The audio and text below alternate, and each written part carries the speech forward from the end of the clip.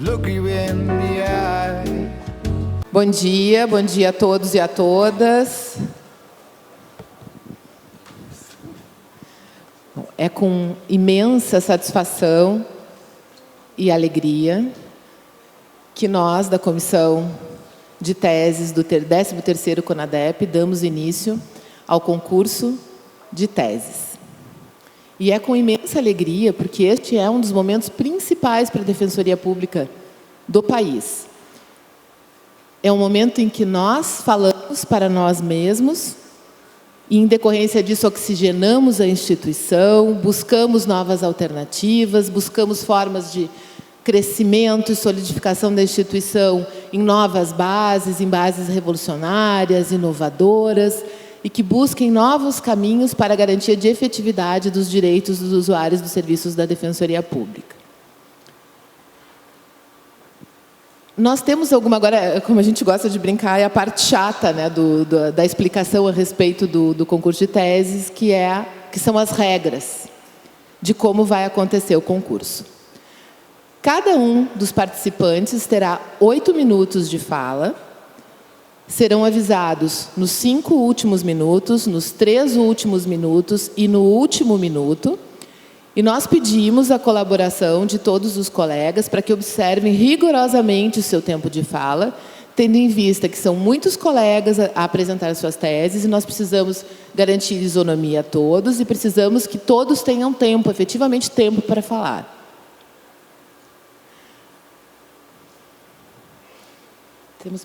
Quero fazer um agradecimento, antes de tudo, também antes de iniciarmos efetivamente, aos meus colegas integrantes da comissão.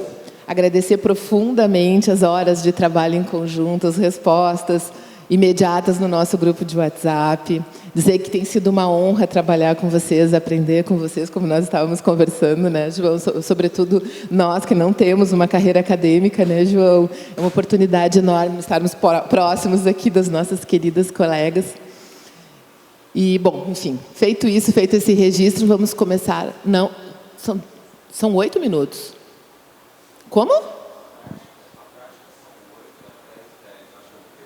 São 10? Opa, desculpa, então, desculpa. No final a gente discutiu tanto tempo, então... Bom, melhor ainda, então, né? 10 minutos, 10 minutos.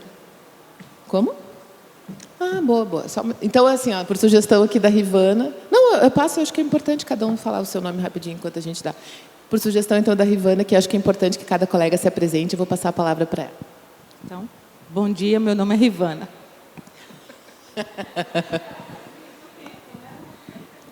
Bom dia, meu nome é Fernanda, sou defensora aqui de Santa Catarina, sejam bem-vindos.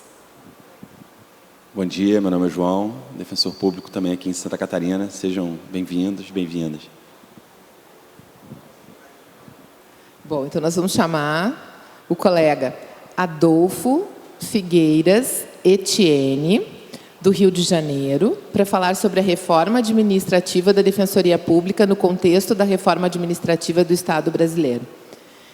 Enquanto o Adolfo sobe, eu quero dizer assim, que os colegas fiquem absolutamente tranquilos. Nós estamos em casa, nós estamos em família, o ambiente é muito informal, é uma conversa entre pessoas que já se conhecem de longa data.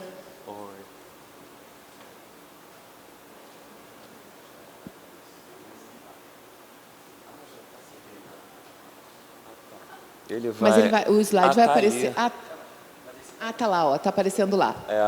Não tá ótimo, perfeito. Deixa eu só testar aqui. Tá ótimo.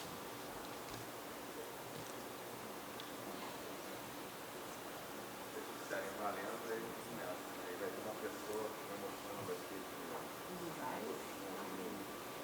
Sim, ela vai ficar ali embaixo.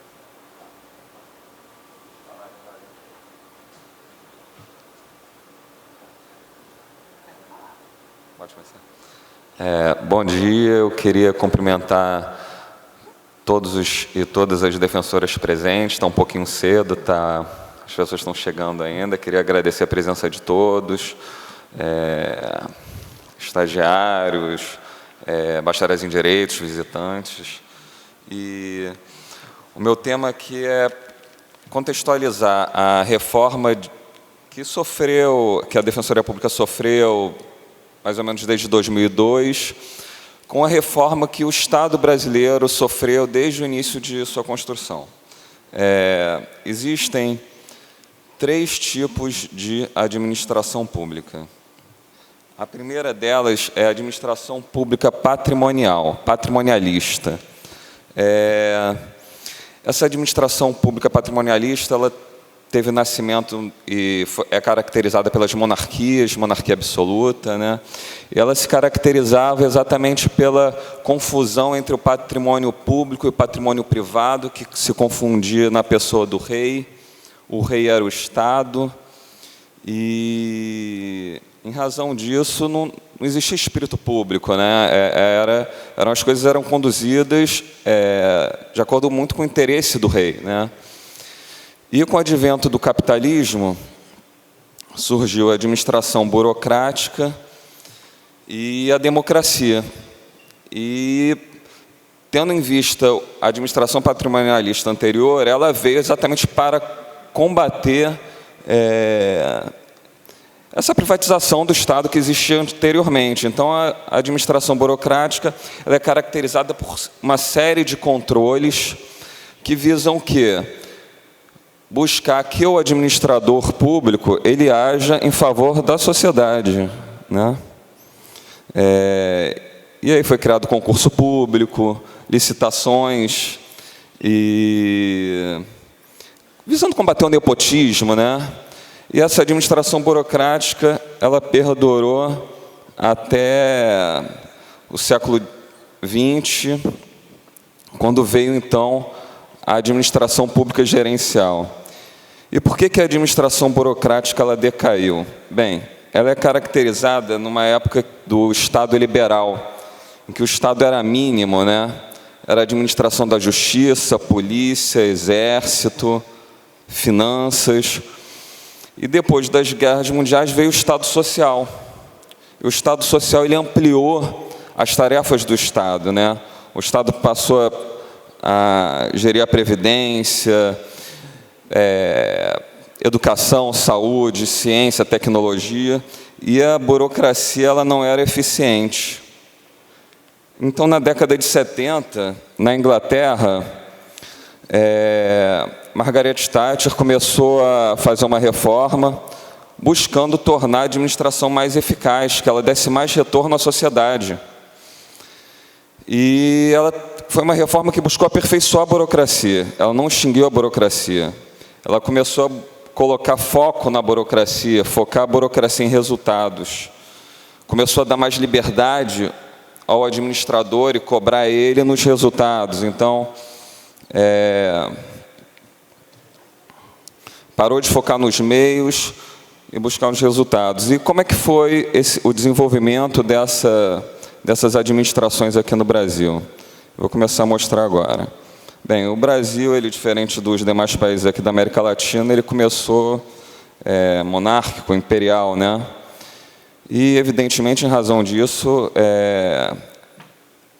a administração patrimonialista durante esse período, e que foi até a década de 1930, quando entrou a Era Vargas, e com a Constituição de 1934, porque mesmo com o advento da República, as práticas clientelistas, fisiologismo continuavam, mudavam o governo, caíam todos os servidores, porque não havia estabilidade.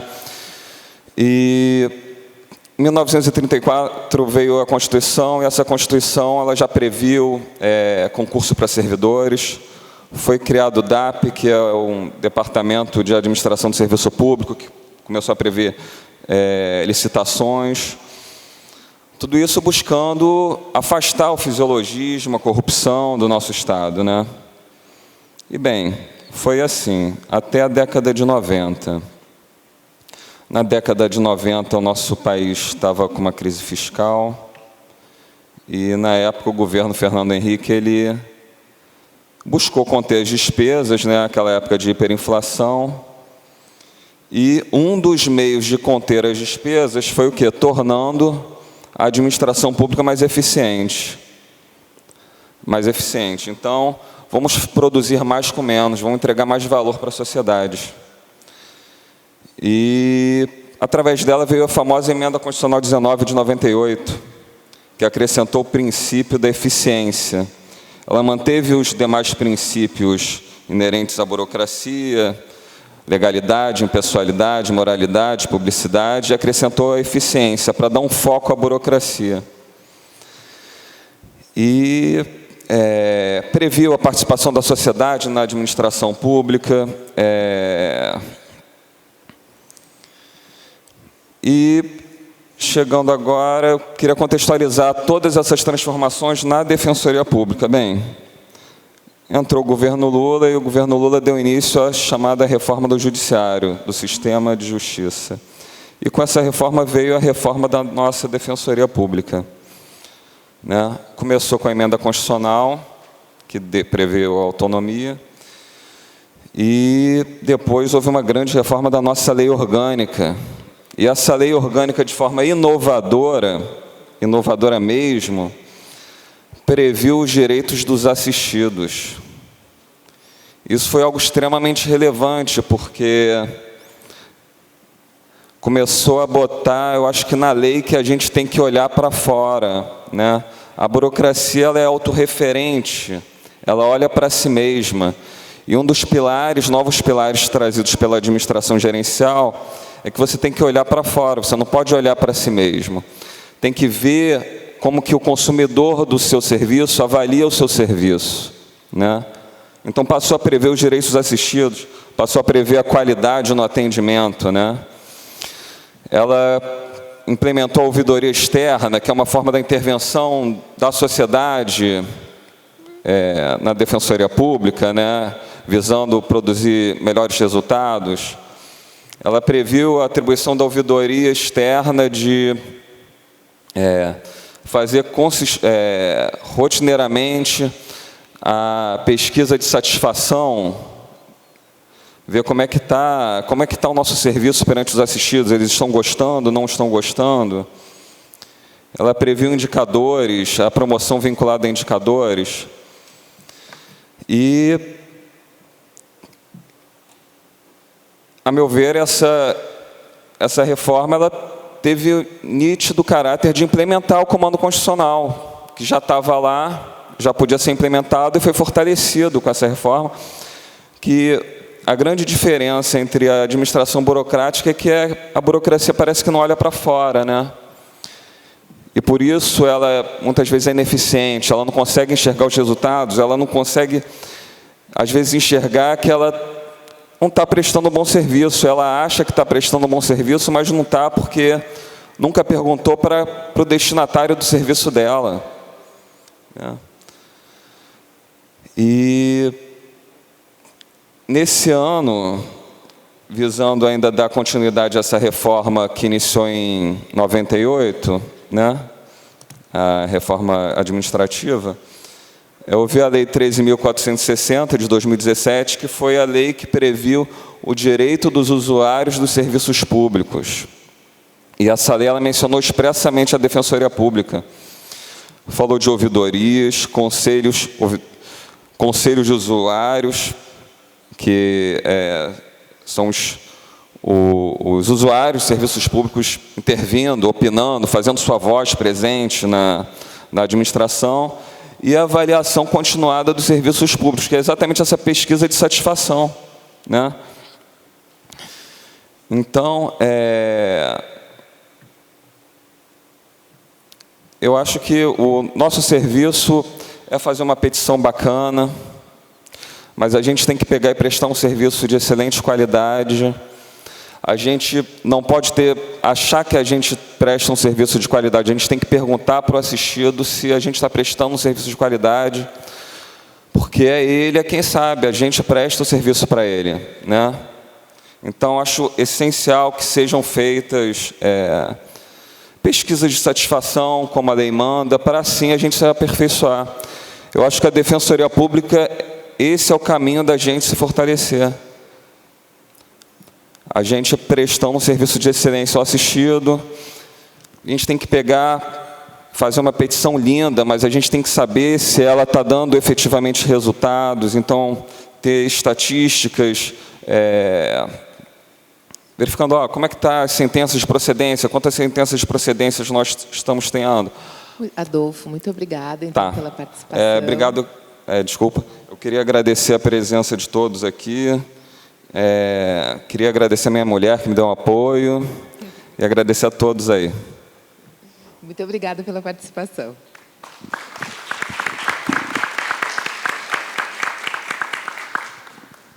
Agora, diretamente do Timor-Leste, vamos chamar a nossa querida representante da Defensoria Pública do Brasil, Defensora Pública do Rio Grande do Sul, Alessandra Quines Cruz, que vai falar sobre cooperação internacional pela Defensoria Pública como reforço do modelo de instrumento democrático por meio do diálogo intercultural.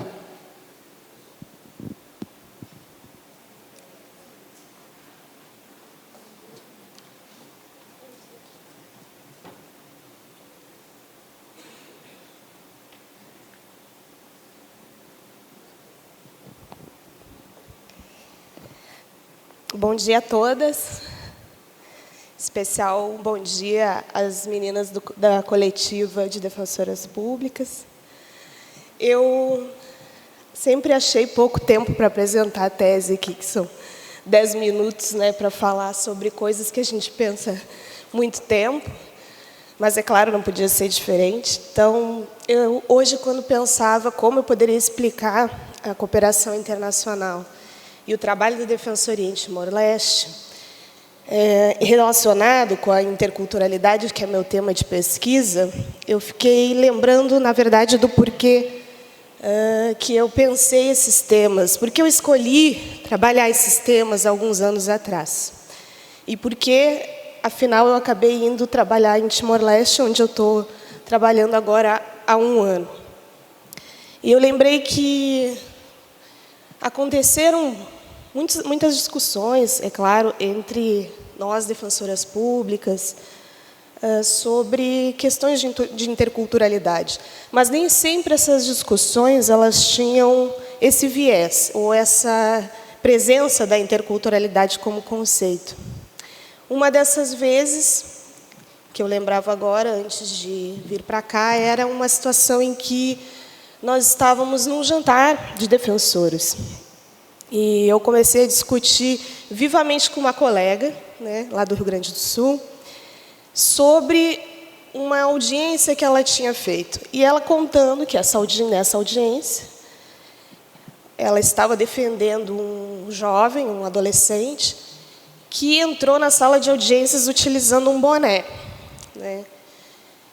Imediatamente, o juiz diz para ela que ela deve orientar o assistido a retirar o boné. E ela faz isso com veemência, diz: tira esse boné, né? Você está numa sala de audiências, você tem que ter respeito. E nisso, eu e ela começamos a discutir sobre esse fato. E naquela ocasião, a minha opinião foi de que nós deveríamos analisar melhor esse conceito do boné. Embora pareça um simples boné, às vezes a vestimenta é parte da cultura de uma pessoa. E principalmente na cultura adolescente, em muitas culturas da juventude, nós vemos elementos da vestimenta como forma de afirmação de uma pessoa. Mas o que me chamou a atenção nessa discussão é que vivamente ela defendeu que ela deveria mandar ele retirar o boné, porque isso era uma forma de educá-lo. E eu pensei imediatamente na imposição cultural que isso determina. Tentei defender minha posição, mas a discussão acabou com aquela risadinha sem graça de todas as colegas que, claro, não queriam ver a gente discutindo na mesa de jantar. Mas o que me impressiona nesses fatos que são corriqueiros na Defensoria Pública não é se há diferença de opiniões, se isso é ou não imposição cultural, mas a nossa incapacidade de enxergar isso como uma discussão relevante.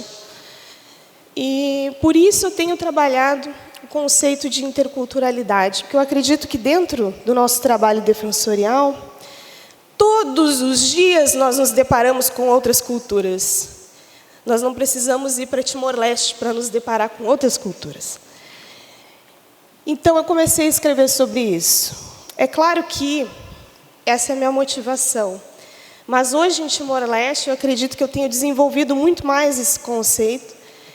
E não fui só eu que fiz esse trabalho. Eu sou a 19ª defensora pública que está desenvolvendo o projeto de cooperação em Timor-Leste. E nenhuma vez eu ouvi falar desse projeto de cooperação internacional aqui no nosso Congresso. Por isso, eu decidi escrever sobre isso no nosso Congresso. Desde 2005, existe uma cooperação jurídica internacional sendo desenvolvida pelo Brasil no setor de justiça de Timor-Leste. No início, eram juízes, procuradores e defensores públicos.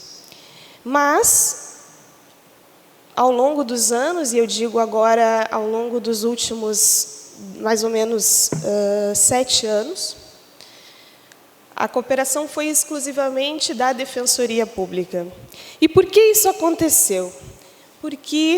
Não só porque o modelo defensorial, eu defendo nessa tese, tipicamente brasileiro, como existindo outras carreiras de magistratura e de procuradoria em outros países, há uma disputa internacional pela forma como vai prevalecer o sistema de justiça em Timor-Leste. A história do país é longa e eu gostaria de poder contar um pouco dela aqui, mas não vai dar tempo. Mas eu posso dizer para vocês que é um cenário de intensa disputa internacional pelos processos de redemocratização. E nisso eu quero reforçar que o modelo defensorial, então, lá é visto como uma forma de estabilizar o processo democrático. De forma que a cooperação brasileira e a implantação do modelo de defensoria pública brasileira em Timor-Leste tem sido, para os timorenses, assim recebida como uma forma de reforço do modelo democrático. É por isso que eu concluo, ao final da tese, que a cooperação que nós prestamos naquele país, para nós, também é uma forma de reforço do modelo de instrumento democrático. E por que eu falo que a interculturalidade também nos beneficia nesse processo? Porque o diálogo intercultural que é proporcionado aos defensores quando estão em campo eu digo em Timor-Leste, é algo que realmente nos transforma. Eu tenho conversado com os colegas que já estiveram lá, que voltaram absolutamente transformados, e eu já me sinto outra pessoa depois de cumprir esse ano lá. Mas eu acredito que não só indo para lá, mas também no nosso dia a dia nós podemos sentir essa diferença cultural. E nós temos que diariamente procurar meios de estabelecer o diálogo intercultural. Dessa forma é que eu acredito, e essa é outra conclusão da tese, que essa cooperação também auxilia as defensoras públicas a criar processos de diálogo intercultural, porque nós vivemos num contexto lá extremamente intercultural. A interculturalidade se reforça, né? Ela se mostra mais presente. Mesmo assim, eu ainda acredito que, por muitas vezes, eu vi essa interculturalidade no meu dia a dia como defensora. E algo em que eu acredito é que nós podemos e devemos criar métodos de diálogo intercultural. Eu faço algumas sugestões na tese. Nós temos que conversar e dialogar com as pessoas e enxergar no outro o que nós somos. Enxergar que o outro tem uma forma de vida diferente da nossa e que ela é igualmente válida dentro do sistema democrático. E por isso usar um boné numa sala de audiência não pode ser proibido, porque isso não atinge, enfim, não está proibido por lei, e ainda que estivesse, nós teríamos que considerar o elemento cultural. E por que é que nós queremos impor a nossa forma de vida? Por que é que nós queremos tirar aquele boné? Por que ele nos incomoda? E é esses questionamentos que eu gostaria de que todos os defensores e as defensoras pudessem fazer no seu dia a dia. É por isso que eu escrevi essa tese. Como dizem os timorenses, obrigada, Barak, muito obrigada. Obrigada, Alessandra. Muito obrigada. Agora nós vamos chamar a colega Ana Rita Vieira Albuquerque, do Rio de Janeiro, para falar sobre a Defensoria Pública não pode ser desconstituída em processos judiciais dentro de sua atuação institucional em virtude de impedimentos de caráter pessoal do defensor público. Não, desculpa. Defensoria Pública e gratuidade da Justiça. Eu pulei o próximo aqui, desculpa.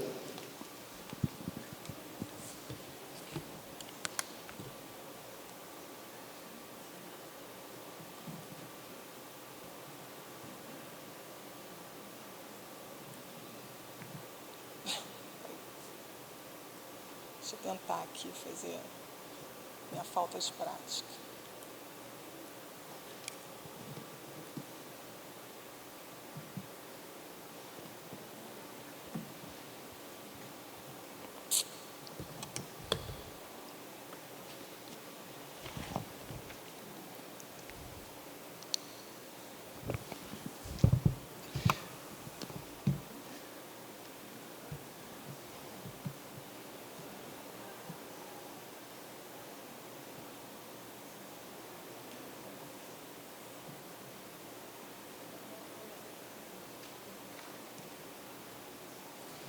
Bom dia a todos os colegas, bom dia, banca examinadora, prazer estar aqui em Santa Catarina.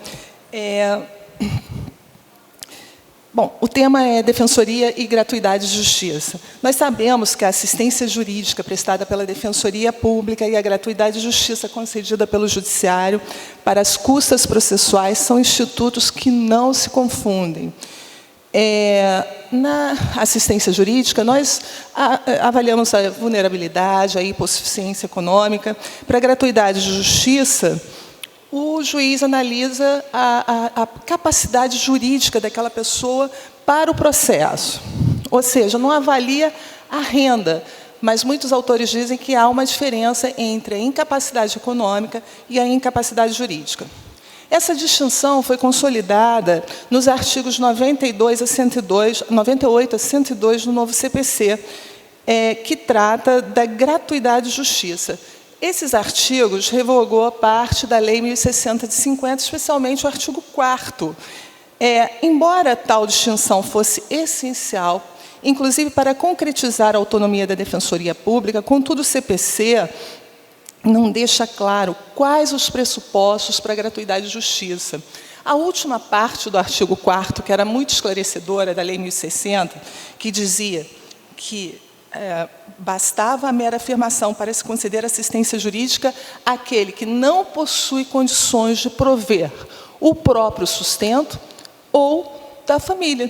Né? Essa parte, prover o próprio sustento da própria família, próprio sustento da sua família, foi extirpada pelo 99, parágrafo 3º e 2º do CPC.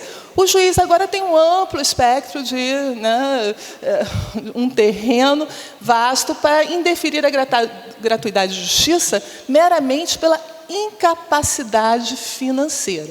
No Rio de Janeiro, os juízes estão exigindo comprovante de rendimentos. Nós estamos chegando ao ponto de entrar com uma inicial com 3 declarações de imposto de renda.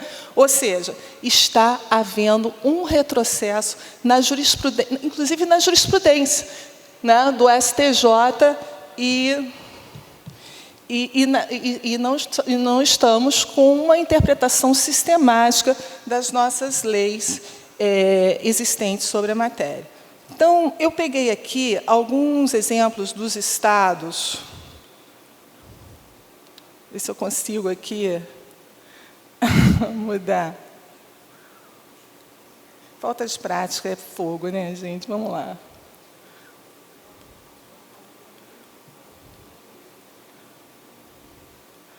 Isso.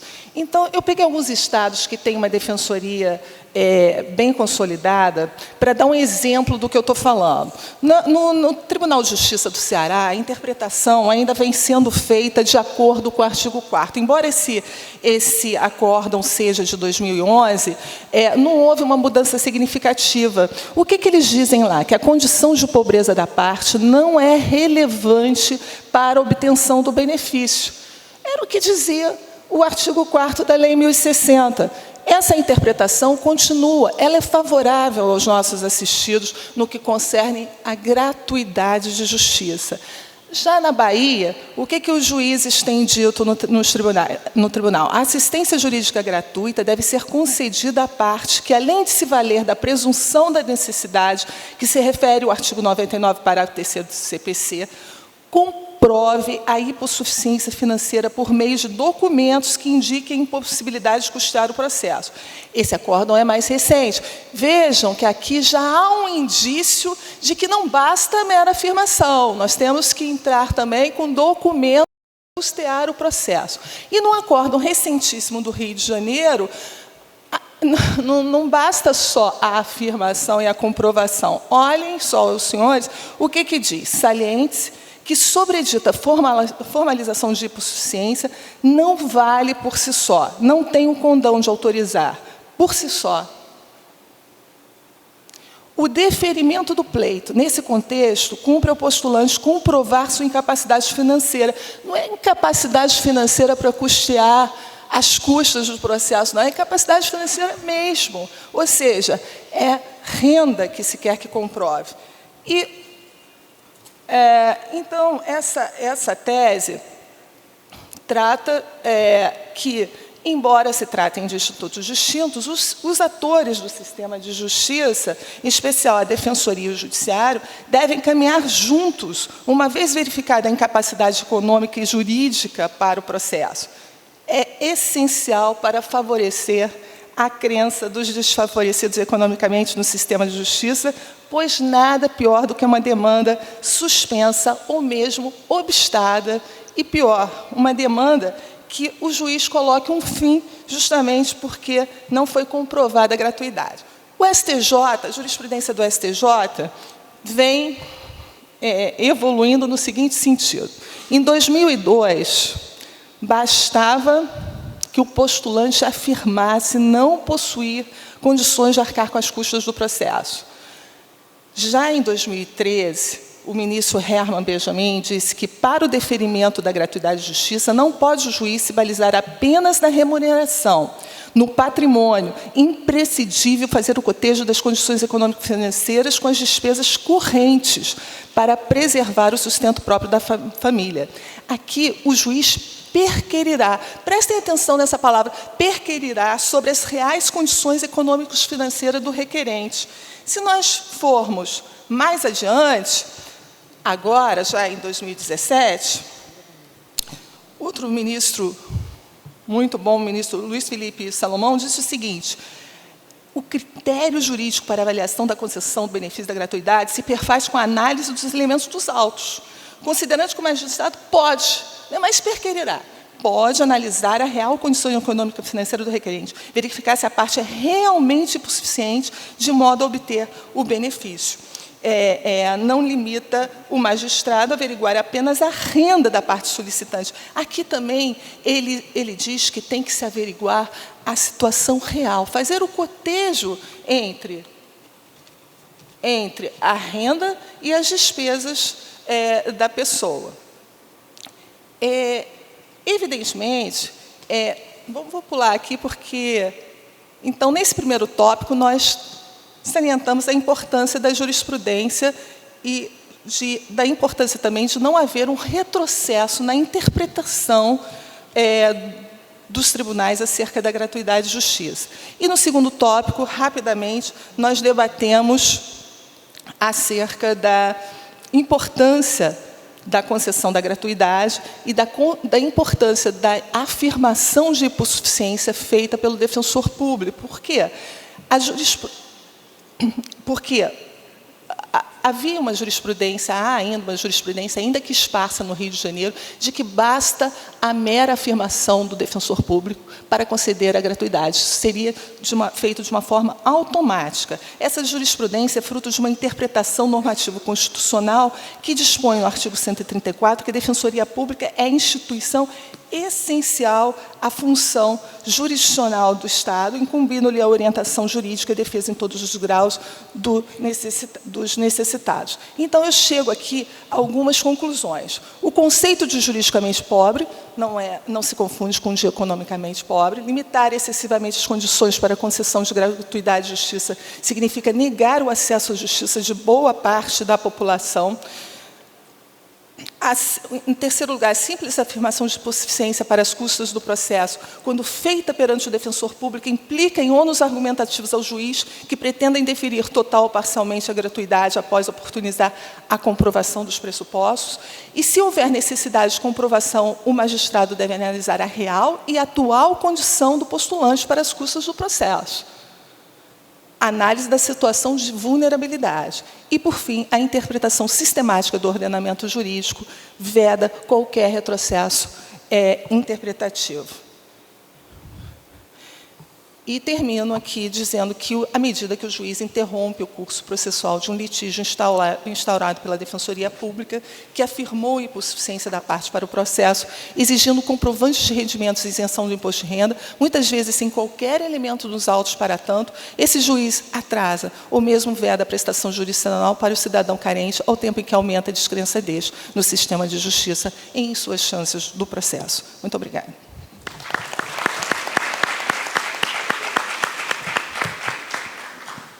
Muito obrigada, Ana Rita.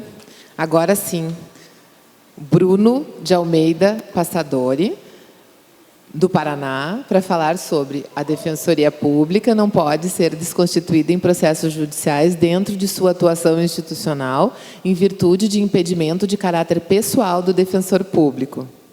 Vai ser apresentado pela Camille Vieira da Costa e pelo Bruno. Agora, no papelzinho que eu recebi aqui, só está... O Bruno e Camille.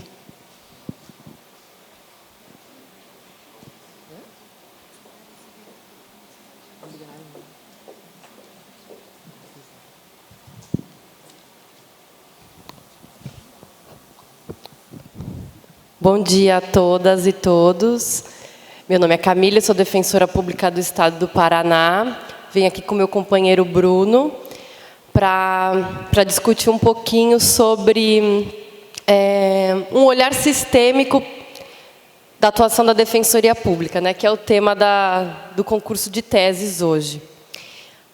Em síntese, eu vou falar um pouco da síntese e depois vamos trabalhar juntos a questão que é colocada, que é a impossibilidade jurídica de desconstituição do defensor público e nomeação de um advogado dativo por decisão judicial.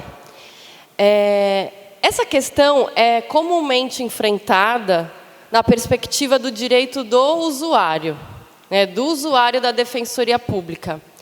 Mas o que a gente quer trazer aqui é quais são as implicações dessa questão na perspectiva institucional da Defensoria Pública. A gente vai falar aqui de um caso que foi recentemente julgado pelo STJ, que envolvia a Defensoria Pública da União, em que um defensor público foi desconstituído porque o juiz entendeu que aquele réu estava indefeso no processo crime. Foi feita a resposta à acusação de forma simples, em algumas linhas, e o juiz entendeu que por conta do artigo 261 do Código de Processo Penal, toda decisão toda manifestação do defensor público deve ser fundamentada. Então, por conta disso, ele desconstituiu o defensor público e foi impetrado um mandado de segurança. Aqui a gente não vai falar, né? A gente de antemão já coloca que nós compartilhamos da perspectiva de que cabe ao defensor público escolher a melhor estratégia para defender o usuário. E que, comumente, isso vai se dar, as teses defensivas mais importantes vão acontecer nas alegações finais. A nossa perspectiva aqui, ela vai além. A gente não está falando tanto do processo penal em si, mas a gente está falando quais são as implicações dessa decisão do STJ, que vai de encontro com uma outra decisão do STF, que já diz que é infungível a atuação da Defensoria Pública com a atuação de um advogado dativo. Qual que é a implicação dessa decisão do STJ? de que forma ela viola a autonomia da Defensoria Pública? De que forma ela enfraquece o modelo público de prestação de assistência jurídica, né? De que forma também a nossa tese ela é muito mais uma reflexão para defensorias mais jovens, como a Defensoria do Paraná, em que o próprio Poder Judiciário ainda não entende o nosso papel, e aí defensorias em que a própria estrutura não contempla todas as comarcas. Eu vou passar a palavra para o meu colega para nós aprofundarmos um pouco a questão. Obrigado, Camille. A questão central que a gente vai discutir aqui são duas ideias antagônicas. Não antagônicas, mas dois conceitos que se completam, que seria a intervenção defensorial necessária, de um lado, e uma eventual impossibilidade de um defensor público individualmente considerado, de outro. O que temos aqui? Temos, neste caso, um interesse da instituição, um interesse da Defensoria Pública, sempre haverá esse interesse da Defensoria Pública, tal qual ocorre com o Ministério Público, tal qual ocorre com as Procuradorias de Justiça. Sempre essas instituições atuam com um objetivo prévio, um objetivo pré-determinado, um objetivo de acusação pública, um objetivo de defesa patrimonial do Estado, um objetivo de defesa do vulnerável. Por outro lado, aquele defensor público, individualmente considerado, ele não deve ter interesse na causa. Isso decorrente exatamente como corolário da impessoalidade. Aquele defensor público, ao atuar naquele caso, ele não pode atuar com interesse pessoal. Ou seja, nesse aspecto existem duas questões que devem se completar. De um lado, o interesse objetivo da instituição e, de outro lado, um desinteresse do defensor público. Algo que, por outro lado, não ocorre com o judiciário. O judiciário, até por sua estrutura diferenciada, ele deve sempre se portar a partir de um desinteresse institucional igualmente. Ao lado de um desinteresse do agente, do magistrado, deve-se ocorrer também um desinteresse da instituição em face daquele caso que lhe é trazido. A Defensoria Pública e o Ministério Público, as Procuradorias de Estado, por outro lado, não. Elas atuam a partir de um objetivo. Porém, esse objetivo não significa um comprometimento do defensor público. Inclusive, ao lado da Defensoria, também cabe ao Ministério Público, aos promotores de justiça, aos procuradores da República, eventualmente, aliás, é dever deles, tal qual a Defensoria Pública, reconhecer-se como impedidos ou suspeitos. Por exemplo, o Ministério Público teria esse interesse em promover a acusação penal. Por outro lado, eventualmente, aquele promotor individualmente considerado, ele pode ter alguma relação com uma das partes envolvidas a impossibilitar a sua intervenção no processo. Mas isso não significa que o Ministério Público ele está impedido. O juiz ele pode estar impedido para atuar naquela causa, mas isso não significa que será nomeado um juiz ad hoc para intervir no processo. Essa é a grande ideia da nossa tese, e que muitas vezes não é percebida. Então, eventualmente, em face de uma impossibilidade do defensor público, não seria o caso de afastamento da atuação da Defensoria Pública. É sabido que é reconhecido ao Poder Judiciário fazer uma análise técnica da defesa do réu. Isso, independentemente, não cabemos aqui discutir se isso é adequado ou não, mas o fato é que isso é consagrado. É possível que o juiz, em face de uma defesa técnica ineficaz, que não foi o caso desse processo, já adianto, que diante de uma defesa técnica ineficaz, tome medidas para garantir um contraditório efetivo, um contraditório pleno. E, eventualmente, pode até mesmo desconstituir aquele profissional, retirar, melhor dizendo, aquele profissional do processo, para que ele seja defendido por outro agente. Num caso de um advogado, isso é uma situação muito mais simples, porque, ante uma eventual situação de indefesa desse réu, deve ser chamada a Defensoria Pública, ou caso, infelizmente, a Defensoria Pública não esteja organizada nessa localidade, será trazido um advogado dativo. Por outro lado, em relação à Defensoria Pública, isso deve ter um outro enfoque. A Defensoria Pública, ela possui um monopólio da defesa criminal pública. Por outro lado, muitas das dificuldades decorrem exatamente dessa visão da defesa criminal pública, porque ela é disponível. Enquanto a acusação penal pública ela é indisponível, sempre é possível aquele réu escolher o seu advogado, ou, eventualmente, caso não o faça, aí sim haver a intervenção da Defensoria Pública. Em razão dessa situação, eventual situação de indefesa decorrente da atuação da Defensoria Pública, que infelizmente ocorre, ela deve ser analisada sob uma outra perspectiva. Deve ser analisada sob uma perspectiva de impedimento individual daquele defensor público. Aquele é um defensor público individualmente impossibilitado. Porém, não se trata de uma possibilidade da Defensoria Pública. Essa é que é a grande questão. Por que não conseguimos ler a defesa penal como pública? Por que ainda estamos sempre estabelecendo e sempre lendo a defesa criminal como um papel de profissionais liberais, não querendo menoscabar os advogados, mas que a Constituição ela estabeleceu um modelo de defesa criminal, um modelo público de defesa criminal. E a consequência é que a instituição ela é sempre capacitada para atuar nesses processos, enquanto, eventualmente, o defensor público pode não ser. E, neste caso, torna-se patente que a decisão do STJ, no caso trazido pela Camille, é uma decisão totalmente insubsistente, porque não existe a menor possibilidade jurídica de ser retirada a Defensoria Pública do processo. O que seria viável, nesse caso, seria, eventualmente, ofícios à instituição, encaminhamento de representação à corregedoria para ulterior substituição daquele defensor público. E, diante de uma situação dessa, trazemos também uma proposta de operacionalização da nossa tese. Caberia ao defensor público, seja na defesa de suas prerrogativas institucionais, seja enquanto tutor, enquanto representante dos interesses daquele requerido, tomar medidas judiciais para contraposição desta eventual decisão. Muito obrigado. Obrigada, Bruno, Camille.